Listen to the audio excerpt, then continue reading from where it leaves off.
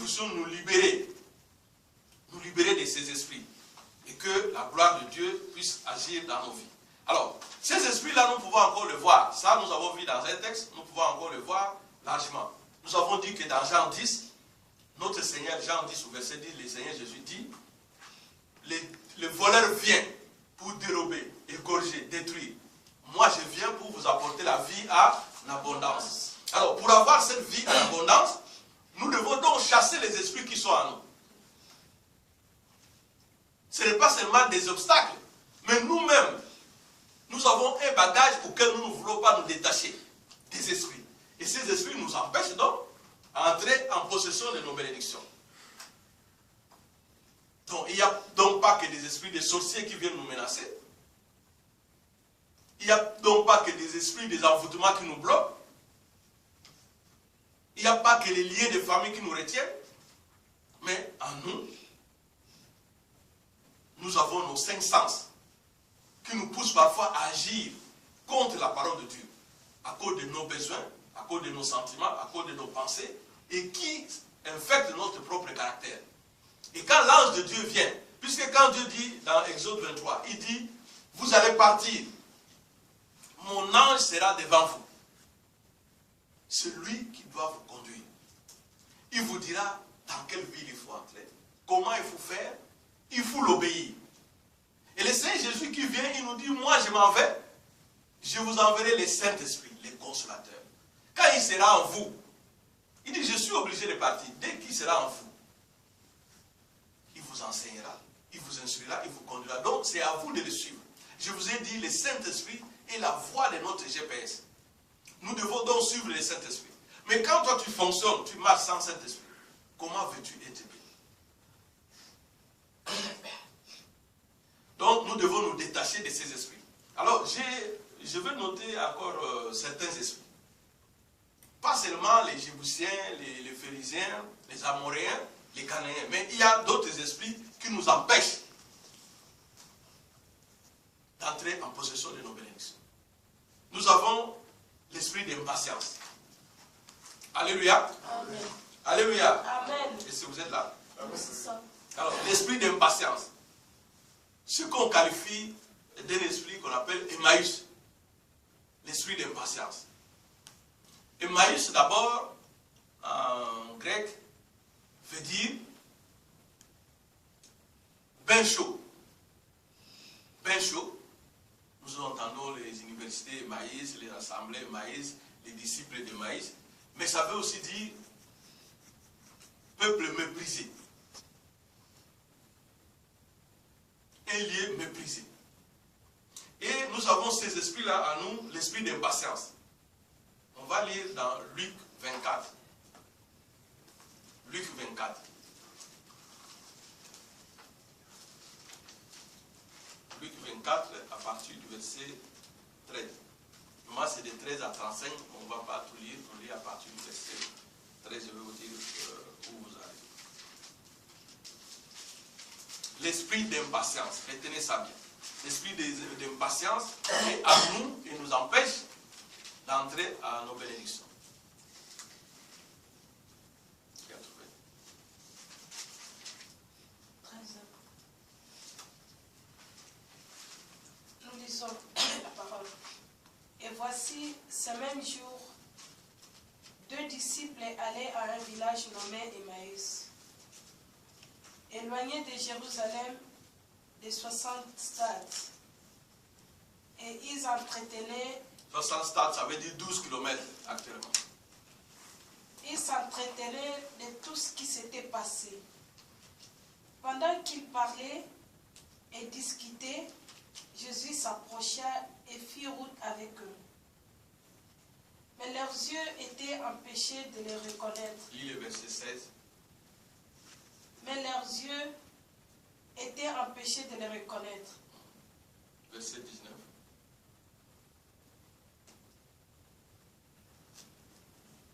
Quoi, leur dit-il?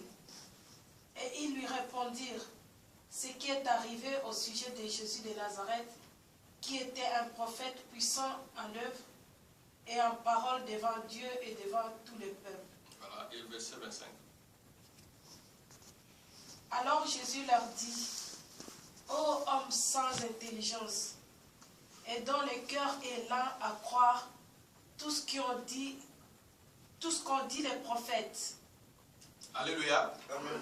Vous allez lire ça à la maison, Luc 24, 13 à 35. Voilà ce qui se passe, l'esprit d'impatience. Dans Actes des Apôtres, chapitre 1, verset 3 à 4, la Bible dit, le Seigneur Jésus avait recommandé, puisque l'apôtre qui écrit reprend, il dit à Théophile, le Seigneur Jésus avait recommandé à ses disciples de ne pas sortir de Jérusalem. Dans les évangiles, c'est pareil. Il dit, vous n'allez pas sortir de Jérusalem jusqu'à ce que je vous envoie l'Esprit. Jusqu'à ce que le Père vous envoie l'Esprit. Que je demande au Père de vous envoyer le Saint-Esprit. Vous recevrez l'Esprit puissant. Donc, dans Actes chapitre 1, verset 3 à 4, le Seigneur recommande aux apôtres de demeurer à Jérusalem. Mais deux des disciples, on ne dit pas des fidèles de l'Église, on ne dit pas des gens qui écoutaient Jésus comme ça, des disciples. Deux des disciples du Seigneur vont être impatients d'attendre l'arrivée du Saint-Esprit. On leur a dit de ne pas sortir. Certainement, ils se sont dit, moi je ne peux pas rester ici, il faut que j'aille regarder ma femme. Oui, moi je marchais avec Jésus, maintenant que Jésus est mort, peut-être au village, on est en train de mal parler de moi, il faut que j'aille me justifier. Ils sont sortis. Au lieu d'attendre, ils sont impatients. Et quand ils arrivent en route, Jésus les apparaît. Comme ils ne sont pas restés dans l'enseignement, comme ils ont été impatients, voilà le Seigneur qui leur avait dit que en 3 jours, je serai ressuscité. Et puis quand je serai parti, je vous enverrai l'Esprit. Le Seigneur vient, il parle avec eux. Quelqu'un qui est habitué de marcher avec vous tous les jours, avec qui vous mangez, avec qui vous dormiez. Il est venu, il marchait avec eux. Et ils étaient dans la distraction. Ils étaient ailleurs, à cause de l'impatience. Dieu a promis à Abraham, tu vas avoir un enfant. Abraham a attendu. À cause de l'impatience, Sarah lui a mis une femme dans son lit.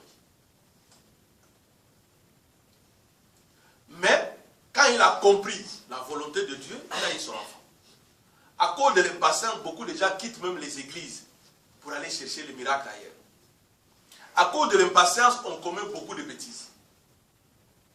Dans la vie, il faut être patient. Voilà le Seigneur qui leur apparaît et ils ne reconnaissent même pas Jésus. Jésus leur dit, mais de quoi vous parlez? Il dit, non, tu sais, mais tu es la seule personne qui n'a pas encore compris l'histoire. Tous ces jours, tout Jérusalem en parle. Tout Israël en parle.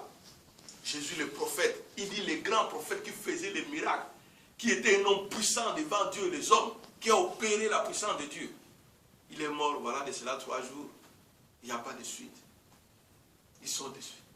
Alors que Dieu leur parlait tous les jours. Puisqu'on est impatient, pourquoi? Puisque quand on a besoin de quelque chose, même vis-à-vis des parents, nous on avait cette cela, tu viens, tu dis, papa, je veux un stylo. Puis tu te dis, attends, je vais te donner demain. Les filles, l'impatience commet beaucoup de désordre dans la vie des filles, détruit la vie des filles. Tu viens chez papa, tu dis non, il y a des bottes Martins qui sont sorties. Et puis il faut que j'aille acheter à Châtelet, c'est 150 €. Et puis papa dit non, voilà, là il n'y a pas encore d'argent, il faut attendre. Et puis, puisque ta copine en a, toi tu vas sortir dans l'impatience, c'est normal, tu vas trouver un tonton en route qui va te dire, oui ça va. Et puis tu vas dire, ah oui, tu n'oublies pas, demain c'est la Saint-Valentin. Ah, moi j'ai besoin de chaussures. Voilà toute une vie qui peut partir comme ça, à cause de l'impatience. L'impatience n'est pas une vertu. Il faut être patient. La patience est une vertu. La patience fait que même les gens soient posés. Alors les disciples sont sortis. C'est quand ils vont manger avec Jésus qu'ils vont comprendre. La Bible dit, dans Exode 23 encore, verset 8, Dieu dit aux enfants d'Israël, faites attention aux cadeaux qu'on vous donne. Ne prenez pas trop de cadeaux, puisque les cadeaux aveuglent la puissance d'une personne. Exode 23, verset 8. Hein, ma fille, tu vois pourquoi il y a certains cadeaux ici, je renvoie. C'est Dieu qui demande ça. Puisqu'il y a des gens qui viennent donner des cadeaux pour aveugler les gens. C'est dit dans la Bible. On dit le pasteur là, il fait ceci pour les cadeaux. Non, Dieu recommande ça. Puisque Dieu savait déjà qu'il y en a qui vont détourner les pasteurs, il y en a qui vont détourner les enfants de Dieu avec des petits cadeaux. Exode 23, verset 1, disait ça. Faites attention aux cadeaux. Il ne dit pas ne prenez pas les cadeaux, mais faites attention. Alors, dans l'impatience, ils vont manquer le discernement. Ils ne savent même pas qui est avec eux. Il dit viens dormir avec nous. Mais si c'était un sorcier. Mais c'est quand Jésus fait d'abord semblant. La Bible dit bien, il fait semblant d'être pressé, comme s'il veut aller leur dire non, mais reste avec nous, tu vois, on va dormir. Puis ils sont contents de raconter leurs faiblesses, leurs échecs. Pour eux, Jésus a échoué. Quand Jésus fait la fraction du pain, c'est-à-dire il coupe le pain. Il avait une façon à lui de faire, qu'ils reconnaissent, oh, c'est le Seigneur, trop tard, il disparaît. C'est à ce moment-là qu'ils courent. Mais ils ont dit à Jésus que non. Tu sais que certaines femmes sont venues, ils sont allés là-bas au tombeau, ils ont vu qu'il n'y avait pas le corps du Christ. Ils ont oublié que Jésus avait dit que je vais ressusciter après 3 jours. Jésus leur dit, mais vous n'êtes pas intelligents. Jésus a commencé à les renseigner tout ce que les prophètes ont dit, Isaïe a dit, Moïse a dit. Non, ils n'ont rien compris. Mais c'est à la fraction du pain, au matériel, qu'ils vont comprendre que Jésus disparaît. C'est à ce moment-là qu'ils vont encore courir pour entrer à Jérusalem, dire aux autres, non, on a vu le Seigneur, on leur dit non, il était là. Et puis Jésus va encore apparaître au milieu d'eux. Donc, l'impatience, ce n'est pas bien, on peut rater beaucoup de choses. Un autre esprit qui nous anime à nous, alléluia. Amen. Voilà. Acclamons pour le Seigneur. Amen. Un autre esprit qui nous empêche d'avoir des bénédictions, c'est l'esprit d'avidité. On veut trop avoir. Comme je dis tout à l'heure, il faut faire attention. L'esprit d'avidité, je vais juste parler, je vous donne juste un verset, Jean 13, 26. Je vais parler de Judas. Judas, il y a beaucoup de Judas dans la vie. Si tu veux réussir dans ta vie, ne tiens pas compte de Judas. Jean 13, 26. Si tu veux réussir dans ta vie, ne tiens pas compte de Judas. Les Judas, c'est qui? Tu vas voir quelqu'un peut entrer à l'église, on va l'appeler, on va dire, ah, il y a un pasteur à Pierrefitte, qui prêche la parole de Dieu, qui fait des délivrances, qui aide les gens à comprendre la parole de Dieu, la personne va entrer. Dès qu'il entre là, il regarde, ah, mais non, c'est lui le pasteur. Ah non, mais c'était le copain de ma fille. Ah oui, lui, mais il a grondé ma soeur, il a chassé ma soeur. Tu vois, il va. Donc, c'est des gens qui ne veulent pas comprendre que quelqu'un peut changer dans la vie. Et nous aussi, parfois, on est comme ça, on ne veut pas accepter les autres. L'esprit de Judas. Les Judas, ce sont des gens. Même si tu les laves les pieds avec ta propre langue, comme ça, tu laves ses pieds, tu le oins de l'huile avec ta langue, il ne va jamais comprendre ce que tu fais. Il ne va jamais entrer dans ta philosophie. Pour lui, il a une idée dans la tête. Il est pressé, il doit avoir de l'argent. Donc tout ce que tu fais comme cérémonie, ça ne lui dit rien. Et certains Judas aussi viennent à l'église juste pour le miracle. Il vient, il veut le miracle. Et quand il entre à l'église, on lui dit non, ici, pour être béni, il faut écouter la parole de Dieu, il faut mettre la parole de Dieu. Il dit non. Mais le pasteur là, avec lui, on n'aura jamais la vie. On ne va jamais boire l'alcool, on ne va jamais draguer les filles, on ne va jamais chercher des garçons, on ne va jamais. Donc, il commence à analyser et puis il part. Et comme il est Judas, il va chercher à détruire, à vendre l'image de l'église. Il va aussi commencer les désordres dans l'église. L'esprit d'avidité. Voilà Judas, si je vous ai dit Jean 13, verset, puisque Jésus avait dit c'est lui qui va les trahir. Judas avait un pasteur, le Dieu, Jésus-Christ de Nazareth. Mais malgré tout ce que Jésus racontait, pour Judas, il faut avoir l'argent. Comme Jésus traînait de faire un gouvernement, lui il voulait un gouvernement terrestre, avoir l'argent, il a dit non. C'est mieux, il va vendre Jésus, on l'arrête, il prend l'argent. Que de l'attendre là, il n'a que des promesses, des paroles enseignées tous les jours. Alléluia. La prospérité en Dieu ne vient pas comme ça. La prospérité en Dieu vient quand tu crois en Dieu, tu crois en son Fils Jésus-Christ de Nazareth. C'est-à-dire tu écoutes sa parole et tu la mets en pratique. Alléluia. Amen. Voilà. Alors, il y a aussi le manque de discernement. C'est un esprit qui nous anime. Comme les disciples de Maïs, ils n'ont même pas cherché à savoir qui ils hébergent chez eux. S'ils avaient le discernement, ils allaient comprendre. Un servant, l'autre jour tu m'as posé la question. Abraham, Dieu est venu lui rendre visite. Ils sont venus en 3 anges. Pendant qu'ils étaient loin, Abraham a vu dans leur comportement. Puisqu'Abraham avait le discernement, il a compris que ça, ce n'est pas des hommes ordinaires. C'est comme ça, Sodome, pareil. Quand les anges entrent, les autres, ils voient aller les charnels, ils voient des beaux hommes, il faut sortir avec eux. Mais l'autre comprend que c'est des envoyés de Dieu. L'autre les reçoit. Abraham a le discernement.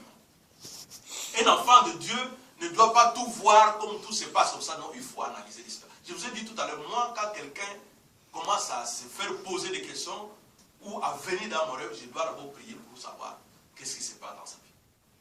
C'est-à-dire, les enfants de Dieu doivent avoir le discernement. Tu côtoies les gens, oui, ne sois pas aveuglé, tu dois chercher à savoir, à connaître même les identités de ces personnes. Tu appelles Dieu, Jérémie 33, verset 3, invoque-moi, je te répondrai. Je te révélerai les choses cachées que le cœur de l'homme ne connaît pas. À ce moment-là, tu sauras qui tu côtoies. Et qui donne le discernement, c'est le Saint-Esprit. Tu te réveilles le matin, bonjour Saint-Esprit. Ça va Saint-Esprit. Je te prie Saint-Esprit, guide-moi. Après, il va te dire, tu veux aller chez Abraham? Non, il va pas. Tu vas te dire, j'ai entendu une voix. Et puis tu commences à dire, pasteur, j'ai vu quelqu'un. Non, ce n'est pas moi. C'est le Saint-Esprit qui t'a fait. Alléluia. Amen. Alors nous devons avoir les discernements. On va juste effleurer, on prend Luc 22, 31. C'est un verset que nous lisons souvent. Luc 22, 31.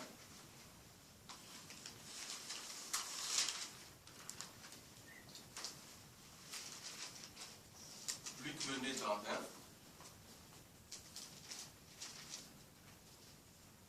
Qui a trouvé? Donc, vous allez trouver, le Seigneur Jésus marchait. Il a parlé avec les apôtres. Il a... Oui, vas-y, c'est là. Lisons la parole. Luc 22, 35. Quand tu cherches Matthieu. Le Seigneur dit, Simon, Simon, 16, Satan vous a réclamé pour vous cribler comme les froment. Amen. Alléluia. Alléluia. Amen. Voilà le Seigneur Jésus qui marche avec ses apôtres. Il discute avec eux. Et puis il se retourne. Il a le discernement. Il ne marche pas avec les gens puisque tu vois les gens l'accompagnent, il est content. Non. Il est dans la spiritualité. Il a son onction de Dieu. Il est en présence de l'Esprit de Dieu. Et puis il se retourne. Il dit à Pierre, Satan te réclame. Nous avons vu tout à l'heure un esprit qui est l'esprit du monde. L'esprit des Amoréens. Cet esprit-là est à nous. Nous on dit non, puisque moi j'ai prié, on ne va rien me faire, puisque moi j'ai prié, l'esprit ne va pas m'attaquer. Non. Voilà Pierre qui était un des disciples qui causait le plus avec Jésus. Puisqu'il n'y avait que lui qui arrivait à gronder Jésus, puisqu'il était plus âgé que Jésus. Pierre était ces disciples-là qui avaient amené même d'autres disciples, ses alliés, ses associés, comme Jésus les appelait les filles des Zébédée, les filles des tonnerres, qui étaient des pécheurs comme lui. Pierre était ses disciples chez qui Jésus allait parfois manger. Un jour, il est arrivé chez lui pour chercher à manger. Et pour manger, et puis sa belle-mère était malade. Jésus a délivré sa belle-mère de la fièvre. Donc Pierre était le disciple que moi j'aurais voulu être. C'est-à-dire la personne qui écoutait Jésus le plus. La personne qui causait souvent avec Jésus. La personne de confidence de Jésus. Mais quand il marchait, Jésus se retourne et dit non, Simon, Satan te réclame. Et Pierre était imbu de l'esprit des Amoréens. Il dit non, moi, Seigneur, tu sais, moi je t'aime. Il n'y a rien ne peut arriver. Je ne peux pas me séparer de toi. Il a dit non, laisse tes paroles-là. Satan te réclame. Mais si Pierre était humble à ce moment-là, il aurait dit, puisque Jésus a dit, tu sais quoi, il faut que je prie pour toi. Pour que tu restes dirigé déjà, sinon ça ne va pas t'aider. Pierre a dit, non Seigneur, moi je ne veux pas te régner. Il dit, avant que le coq ne chante, tu vas me régner. Et quand il parle, tu vois Pierre avait l'esprit d'Amoréen qui était à lui, comme nous. Bah, moi je suis avec Jésus, rien ne va faire, moi j'ai prié, on ne va rien me faire. Et voilà, on arrête Jésus, c'est lui qui sort un couteau de sa poche. Un disciple de Christ. Il a encore un couteau, son couteau de pêche, il avait ça dans sa poche. Est-ce que Jésus avait besoin de couteau? Il sort un couteau, il coupe quelqu'un. Oh, Jésus dit, pardonnez vos ennemis, ne rendez pas le mal par le mal, on vient arrêter Jésus, c'est Pierre qui prend le couteau, il coupe. Il commence à comprendre, Jésus lui dit, non, si j'avais besoin de la défendre, les anges viendraient. Et puis il continue, une fille vient lui dire, hé, hey, mais c'est pas toi le disciple, il dit, non, moi je ne connais pas cet homme-là. C'est quand il entend le corps qu'il comprend, ah, l'esprit du moi, si j'avais écouté Dieu, alléluia. Amen. Si j'avais écouté l'enseignement, si j'avais lu la parole, si j'avais suivi mon pasteur, je ne serai pas perdu. L'esprit d'Amorien, l'esprit du moi, ça nous anime souvent. Donc, pour avoir le discernement, il faut avoir l'écoute. Si on n'écoute pas, on ne peut jamais avoir le discernement. On va toujours rester dans son monde. Alors, il y a aussi l'esprit de confusion qui nous empêche. Donc, Matthieu 16, 22, tu l'as trouvé? Lis un peu pour que les gens comprennent. Je lis au nom de l'Éternel. Amen. Mais Pierre, l'ayant pris à part, se mit à le reprendre, en lui disant, Seigneur, aie pitié de toi, cela ne t'arrivera pas. Et Jésus lui a dit quoi? Continue. Jésus lui a dit quoi? Mais lui, s'étant retourné, dit à Pierre, arrière de moi, Satan, tu mets en scandale, car tu ne comprends pas les choses qui sont de Dieu, mais celles qui sont des hommes. Alléluia. Amen. Donc tu ne comprends pas les systèmes du royaume des cieux. Pour être béni dans le royaume des cieux, il faut connaître la parole de Dieu, il faut connaître les systèmes. Jésus lui dit, moi je dois mourir, il faut que je meure et que je sois ressuscité, puisque Dieu avait déjà annoncé ça à Ésaïe 53. Il faut que je meure, que mon sang coule. Avant, qu'est-ce qui s'est passé pour demander pardon? Les Hébreux allaient, on amenait 2 moutons. Les prêtres Aaron, ils prenaient le mouton. Ils disaient, Seigneur, les péchés de tout le monde, de toute l'année, je les mets dans ce mouton, je les gorge, ils versent des sangs, tout le monde acclame. Ils sont pardonnés. Mais la Bible dit que ces péchés étaient couverts. Cachez quelque chose par terre, s'il y a érosion, ça va sortir. Si un voleur, il peut venir détecter, il déterre. Si quelqu'un passe par là par hasard, il peut les trouver. Donc le péché était couvert. Et puis, il prenait un deuxième mouton. Aaron venait prier. Il disait, le péché de tout le monde est dedans, on l'envoie vers Satan. On l'envoie vers le désert. Et puis finalement, on cherchait quelqu'un qui chassait le mouton dans la foule. Et le mouton courait, il partait. Et puis les gens continuaient encore à pécher. Mais Dieu dit, je bénirai mon propre fils. Il mourra sur la croix. Et son sang, il va vaincre les diables. Et son sang va vous délivrer. Et qu'est-ce que ça devient? Dès que vous demandez pardon, vous êtes pardonné. Ce n'est plus d'amener les boucles, d'amener, je vous ai déjà expliqué ici. Mais, quand Jésus explique cette réalité divine à Pierre, Pierre réfléchit à matière terrestre. Il dit, non, toi tu es Seigneur, comment tu peux mourir? Il ne faut pas dire ça. Non, que Dieu ait pitié de toi, ça ne peut pas se passer comme ça. On dit, il prend Jésus à part. Il est grand, il lui parle, il le réprime. Il dit, non, il ne faut pas faire ça. Et puis Jésus dit, arrière de moi, Satan. C'est-à-dire, Jésus a le discernement, il comprend que ce n'est pas Pierre qui parle. C'est le diable qui veut l'empêcher. Alors nous aussi, nous avons cet esprit-là à nous qui nous empêche, cet esprit qui nous crée confusion. Des fois, on ne cherche pas on ne cherche pas à comprendre est-ce que c'est l'esprit de Dieu, est-ce que c'est l'esprit du diable qui nous parle. Est-ce que c'est le diable qui parle à nous ou c'est l'esprit de Dieu? Tout le monde vient, oui, moi Dieu m'a parlé. Parfois, est-ce que tu sais distinguer cette voix? Apprends la parole de Dieu, comme ça tu sauras distinguer comment le diable parle, comment Dieu parle. Sinon tu seras dans la confusion, tu vas être certifié parfois de faire une bêtise que non, c'est Dieu qui m'a envoyé. On a vu un pasteur à Kinshasa, il a violé une fille, il a dit non, c'est Dieu qui l'a envoyé. Quel Dieu va envoyer un pasteur de violer une fille? Quel Dieu? Les gens vont chercher des gris-gris pour faire rassembler du monde dans des églises, faire des démonstrations et ils viennent dire que c'est Dieu qui m'a envoyé. Quel Dieu va envoyer quelqu'un? Dieu qui condamne les viols. Comment il va envoyer un pasteur violer un enfant? Alléluia. Amen. Alors cette confusion-là, ça mène dans les pensées qui s'intéressent et matérielles. Il se passe quelque chose avec le fils de Zébédée. Dans Marc, chapitre 10, verset 35 à 38, ça on peut lire rapidement. Marc, chapitre 10, verset 35 à 38. C'est la même chose qui est repris dans Matthieu 20, verset 20. Marc,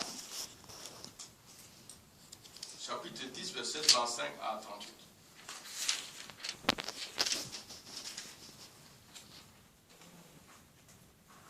Oui, allons-y pour qu'on gagne du temps.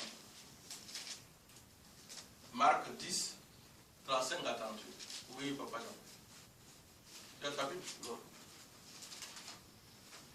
On devient professeur, on devient enseignant, on devient chauffeur de l'auto, on ramène son cahier. Donc pour la parole de Dieu aussi, il faut avoir, mais il faut, et puis au moins tu notes, mais il ne faut pas oublier ta Bible, puisque des fois je vois tu lis ça avec les portables, c'est bien. Alléluia. Amen. Donc on prend Marc chapitre 10, 35 à 38. Nous lisons. Les fils de Zébédée Jacques et Jean s'approchèrent de Jésus et lui dirent, « Maître, nous voudrions que tu fasses pour nous ce que nous te demanderons. » Il leur dit, « Que voulez-vous que je fasse pour vous? » « Accorde-nous, lui dirent-ils, d'être assis l'un à ta droite et l'autre à ta gauche, quand tu seras dans ta gloire. » Jésus leur répondit, « Vous ne savez ce que vous demandez. Pouvez-vous boire la coupe que je dois boire? » Alléluia. Amen. Donc, Jésus va leur dire qu'il n'y a que mon Père qui a le droit de décider qui va être à ma gauche et qui va être à ma droite. Vous voyez comment d'abord Jésus est humble. Puisque Jésus est imbu de l'esprit, on dit il est doux et humble de cœur. Jésus est humble. Jésus, vous allez voir dans tous les enseignements de Jésus, il accepte même qu'on l'offense, mais il n'a jamais accepté qu'on offense Dieu ou le Saint-Esprit. Il se rabaisse toujours. C'est pourquoi l'apôtre Paul dit, le Seigneur Jésus, ayant la condition de Dieu, ne retint pas jalousement les rangs qu'il égalait à Dieu. Il s'est anéanti, il s'est rabaissé.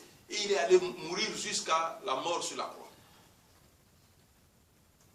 L'esprit de confusion. Jésus prêche le royaume des cieux. Il ne prêche pas un royaume terrestre où quelqu'un va être président avec les gardes de corps, avec le premier ministre. Non. Malgré tous ces temps qu'ils ont passés avec Jésus, quand vous lisez dans Matthieu chapitre 20 au verset 20, vous allez voir c'est leur propre maman.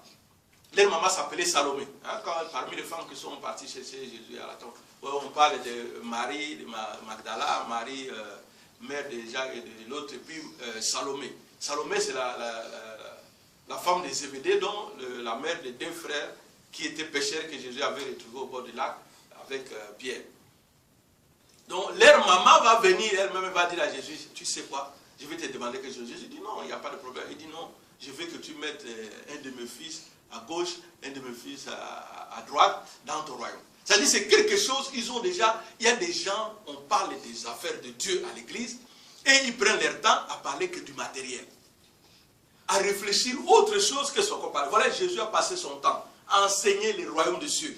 Mais eux, ils sont en train de penser au gouvernement terrestre, au fonctionnement terrestre, à des petits postes, à des petites rancines, à des petits problèmes. Donc, cet esprit-là nous mène la confusion. Au lieu de penser aux choses de Dieu, nous pensons toujours, qu'est-ce que Jésus nous dit? Cherchez d'abord le royaume des cieux, et tout le reste vous sera donné en second. La Bible nous dit qu'au ciel, il y a des portes, 12 portes d'apôtres, et ils étaient les apôtres de Jésus. Mais ils viennent. La Bible dit que les apôtres étaient indignés de voir une telle réaction. Dieu leur promet la place au royaume des cieux. Mais ils viennent encore chose, c'est parfois maman qui vient demander, c'est parfois. Donc, le problème à l'église, on vient pour parler du royaume des cieux. Et puisque nous écoutons la parole de Dieu qui nous parle du royaume des cieux, les bénédictions, que ce soit matériel, que ce soit d'enfants, tout cela va venir. Mais si nous bloquons déjà les chemins, nous créons la confusion de la parole de Dieu, nous ne pouvons pas accéder à nos bénédictions. Alors, il y a ce qu'on appelle le manque de vision. C'est aussi un esprit qui nous habite. Le manque de vision, où on appelle l'esprit d'aveuglement. Au lieu de prier, de voir au-delà du matériel, de voir au-delà de l'humain, de lever son niveau pour être un chrétien de la 4e dimension, on regarde toujours les choses de la même façon, comme on avait vu tel regarder. Regardez Abraham. Dieu lui dit, quitte ton pays. Abraham s'amène avec lui, avec l'autre. Mais pour avoir les grandes visions, c'est quand il va se séparer avec l'autre. Mais quand Dieu lui a dit de partir, c'est lui qui a eu des soucis. Non, c'est mon neveu, son papa, il est mort, il faut que je l'amène. Regardez dans les livres de rois, le prophète Élisée, avec son serviteur. Lui va lui dire, oh mais tu vois, il y a il y a l'armée qui campe tout autour de nous, on va nous arrêter. Il lui dit, non, tu ne vois pas ce qu'il y a autour de nous. Un enfant de Dieu, même s'il ne voit pas les anges qui combattent pour lui, il doit être sûr que, je vous ai dit l'autre jour, que même ceux qui viennent à l'église, ceux qui viennent en hypocrisie ou qui viennent attaquer, ils savent que quand ils regardent autour de la chair, ils voient la puissance de Dieu. Il faut demander ça aux servantes. Et je dis que dans cette église, tout le monde doit chercher à voir. Il ne faut pas que le pasteur vienne te dire, regarde dans ta maison. Non, tout le monde doit prier puisque Dieu parle tantôt d'une manière, tantôt d'une autre. Il parle à tout le monde. Il a donné son numéro, Jérémie, chapitre 33, verset 3. Mettez ça en application. Vous allez voir que Dieu répond, comme David dit. Dans la détresse, je l'appelle, il répond. Alors, cet esprit de manque de vision nous empêche, c'est un esprit d'aveuglement. Nous, on veut toujours regarder les choses, oh non, c'est mon ami, non, je suis habitué avec lui, non, j'ai grandi avec lui, non, c'est mon oncle. Non, prie d'abord que le Seigneur te dise, est-ce qu'il est ton sorcier, est-ce qu'il est ton ami, est-ce qu'il est un blocage pour toi, qui il est pour toi. Et comme toi, tu es animé de l'esprit d'aveuglement, à chaque fois qu'on voudra même t'éclairer, tu ne voudras pas, tu vas rester bloqué. Et toi, tu dois développer l'esprit de vision. Tu dois demander à Dieu de voir ce qui se passe autour de toi, de voir ce que Dieu voit, de voir ce qui t'empêche d'avancer. Alors, cet esprit-là, nous le voyons, on n'aura pas le temps de lire, dans Marc 10, de 17 à 26, on voit comment, c'est un chapitre qui se répète dans Matthieu 19. Donc Marc 10, 17 à 26, on voit un jeune homme qui vient. Il vient demander à Jésus, il dit, Seigneur, je vais te suivre. Et Jésus lui dit, tu veux me suivre, va, applique la parole de Dieu. Il dit, je fais déjà tout ça. Comme s'il voulait lancer un défi à Jésus. Et comme Jésus a les discernements, il lui dit, tu es riche. On n'a pas dit à Jésus. Jésus lui dit, va vendre tout ce que tu as. Et puis, le jeune homme a fui. Il était tout triste. Il a dit non. Il a touché le point. Si vous avez l'esprit de vision, vous n'allez pas rester dans l'aveuglement. Quelqu'un peut vous offenser, quelqu'un peut perturber votre vie. Mais si vous priez en profondeur, ne restez pas dans des sentiments, amis, frères, ceci. Non. Priez, appelez Dieu. Il répond. Et quand Dieu va vous répondre, vous saurez qui est cette personne. Jésus a simplement dit, va vendre tout ce que tu as. Alors, nous, notre titre aujourd'hui, c'est quoi? Qu'on se libère de tout ce qu'on a pour entrer en possession de nos bénédictions. Voilà, Jésus dit au jeune homme riche, va vendre tout ce que tu as. Tous ces esprits que j'ai cités ici, ils sont encore en toi. Débarrasse-toi de tous ces esprits pour entrer en possession de tes bénédictions.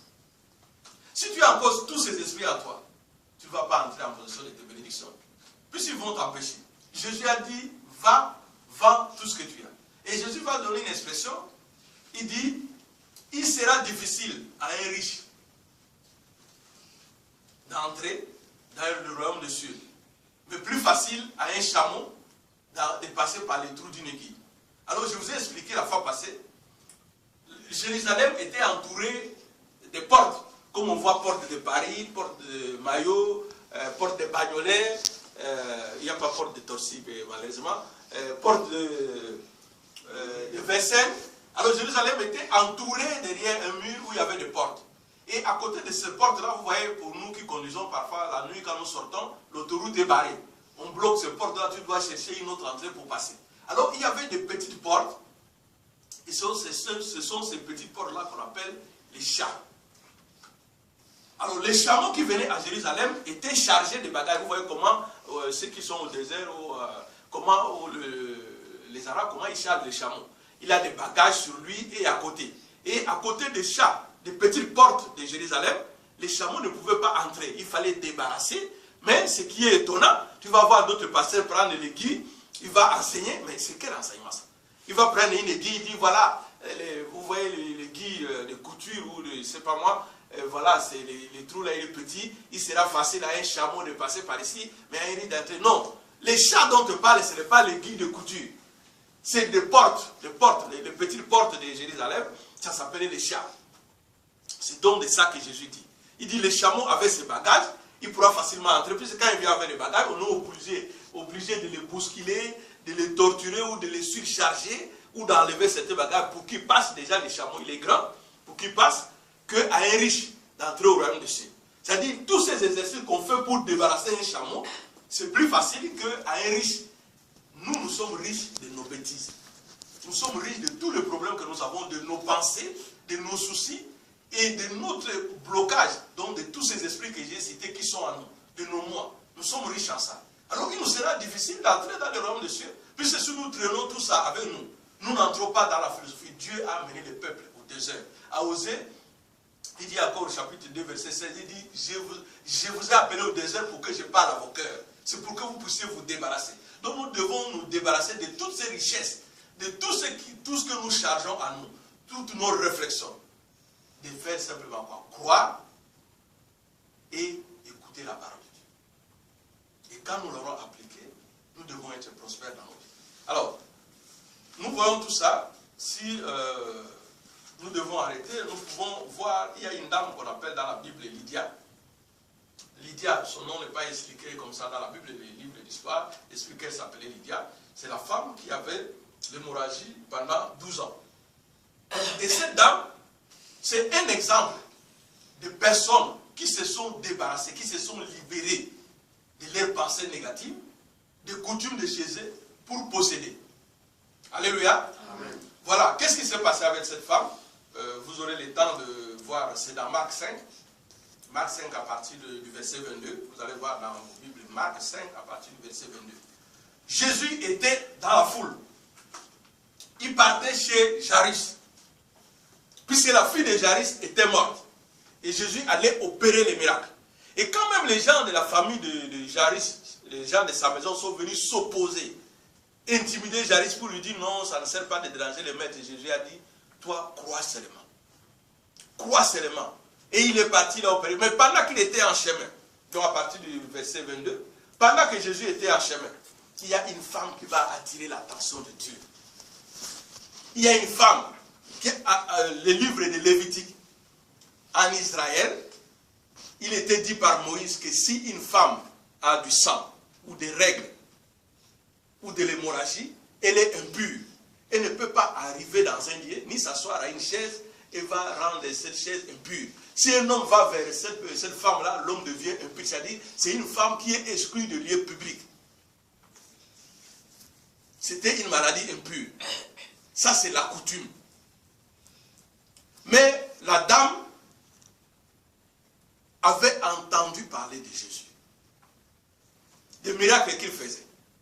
On dit que la dame était riche, elle était devenue pauvre puisqu'elle allait chez tous les pasteurs du monde, chez tous les médecins. Elle n'avait plus rien. Mais elle est allée vers Jésus. Elle n'a pas dit, ah, encore un pasteur, ah oui, c'est des escrocs. Non, viens écouter la parole de Dieu. Viens écouter la parole de Dieu. Viens voir la main de Dieu. Puisque si tu demandes l'esprit de discernement, Dieu va opérer dans ta vie. Cette femme a compris comment procéder. Elle n'a pas dit, encore un autre pasteur, il va me prendre l'argent. Encore un autre médecin. Non, elle est venue. Et quand elle est arrivée, elle ne s'est pas dit que non, si on me voit, on va me traiter d'impur. Si je touche Jésus, il va me dire que je suis impur. Elle était sûre que si je touche Jésus, je serai guéri. Elle a cru seulement. Elle a touché Jésus et elle était guérie. Donc, je prends son exemple. Pourquoi? Simplement pour vous dire, Marc 5, à partir du verset 22, nous apprend quelque chose. C'est-à-dire, pour posséder, nous devons être libres comme cette dame. Nous devons nous intéresser à la parole de Dieu. Et la parole de Dieu, c'est Jésus. La femme a entendu parler, elle s'est intéressée. Prenons le temps, comme je dis toujours, à lire la Bible. À venir à l'église écouter. De ne pas faire l'église buissonnaire. On vient aujourd'hui, demain, on ne vient pas. Mais comment tu vas évoluer avec Dieu? Quel sera ton niveau?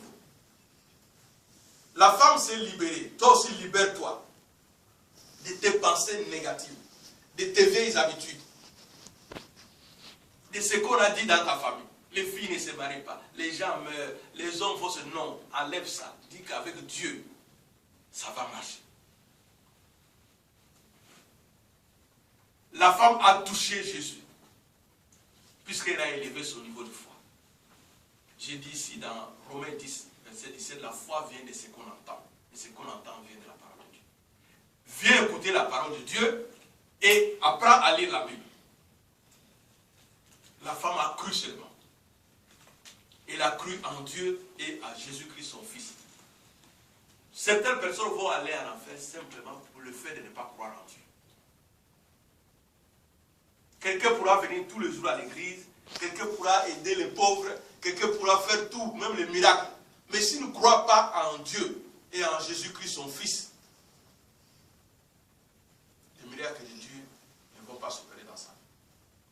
Et autre chose, voilà, aujourd'hui on parle de cette femme. Frères et sœurs, je veux qu'on parle de 3 éléments. sois un objet de gloire, un sujet plutôt de gloire pour Dieu. Porte du fruit autour de toi. C'est-à-dire, si tu écoutes la parole de Dieu, tu t'appliques avec ce qu'on t'enseigne, les miracles vont s'opérer dans ta vie. Et comme il y aura les miracles dans ta vie, les gens vont parler aussi de toi comme on parle de cette table. Puisque tu vas écouter la parole de Dieu, tu vas suivre les instructions de Dieu, à travers ton église, à travers la Bible, à travers ton pasteur. La bénédiction de Dieu va changer quelque chose dans ta vie. Aujourd'hui, change, libère-toi de toutes ces pensées négatives. Il faut que tu sois un sujet de gloire. Si tu es un sujet de gloire, tu vas retrouver David dans le psaume 118, du verset 13 à 17. Tu vas retrouver David dans le psaume 118, du verset 21 à 27. Qu'est-ce que David dit? Il dit, avec mon Dieu, c'est ce qu'il a dit à Exode 23, mes ennemis deviennent ses ennemis. C'est-à-dire, moi je ne combats pas, je viens comme à Jéricho. J'ai des problèmes. On m'a dit quoi? Ah non, cette personne parle de moi. Ah, je manque de ceci. Oui, Seigneur mon Dieu, je te le confie. Et moi je marche, je viens comme à Jéricho. Et puis je me retourne, puisque j'ai loué mon Dieu. Les murs tombent, mon ennemi fuit, et moi je prospère. Alléluia. Acclamons pour la parole. On va se lever pour louer le Seigneur. Et que tout le monde prépare sa Bible au psaume 118. On va les réciter ensemble pour la paix.